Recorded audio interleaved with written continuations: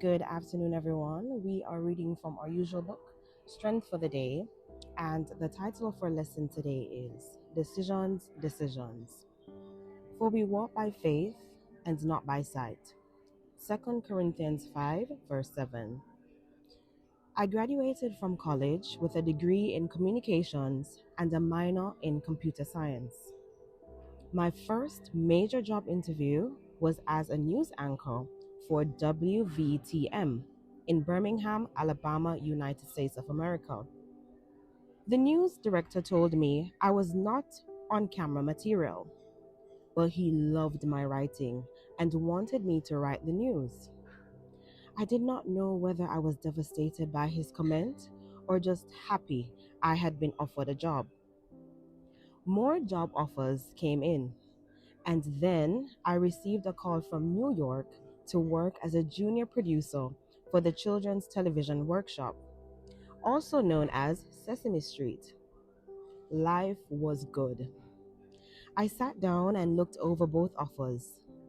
In my excitement, I never even looked to see what the salaries might be. I did not care. I was already daydreaming about living in New York. The salary offer was on the back page in very fine print. The local television station offered $15,000 a year. The New York job offered $13,000. After I explained all the details to my parents, I tried to convince them the New York job was more prestigious and I would be a New Yorker. My dad reminded me that my clothing bill for the previous year was about the same as what they were offering. He wanted to know how I planned to pay rent, eat, and buy clothes on $13,000. And my plans could not include his money. I was not very happy. My parents suggested I pray about this decision. There was no way I could live in New York on that salary. So after much prayer, I accepted the local television writing job. At least I could live at home rent free. A great motivator. I was also able to start freelance writing for the local newspaper and a magazine. Every day, we make decisions that place us on different paths. It is up to us to trust that when we give our decisions to God, He will never steer us wrong. It has been 31 years since I made the decision to become a writer. God has taken me through several corporate jobs, tech support jobs, and finally into education. But it is writing that has fueled me in the last several years. God has used my writing to become my new ministry. So, for anyone facing decisions, trust God and walk in faith. Money is not everything. Weigh all your options and pray. Lessons learned. Paula Sanders Blackwell. Well, I don't know about you, but I have been strengthened for the day and encouraged for the day. The title of our lesson today was Decisions, Decisions, and the key text was taken from 2 Corinthians 5, verse 7. For we walk by faith and not by sight. So the author gives us a rundown of her own experience where she finally makes some headway in her career of journalism. And she has to make the decision of whether she moves to New York, which is the most prestigious route to take, or she stays locally and work. In the end, she prays about it and God delivers. He allows her to choose the best option. This is a reminder for me that in life there are lots of decisions that may seem lucrative, that may seem appealing, but at the end of the day, you want to make a decision that is not based on your own preferences and what you think is the best way. You have to make a decision that's based on what God has chosen for you.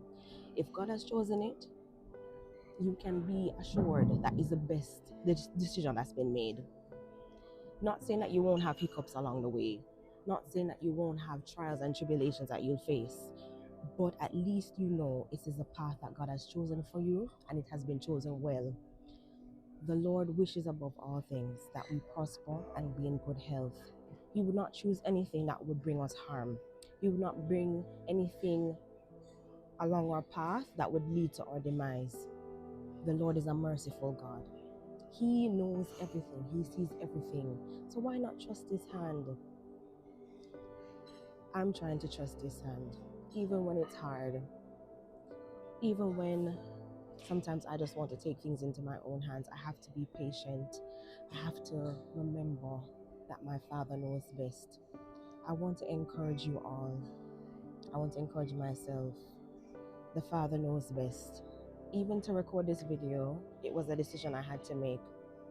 And I could either care what people had to say about me videoing and recording God's word in public, or I could just do what I know is the right thing to do, which is to represent Christ wherever I go, because He's the reason I'm here.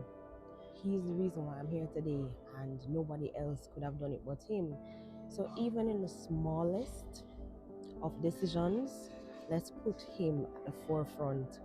Let's ask Him to guide us. Let's ask Him to lead us. He will never lead us wrong. And that's the assurance that we have. And a couple weeks ago, we spoke about listening to God's voice and hearing His voice. We have to keep still, we have to stay, and we have to listen out for God's voice.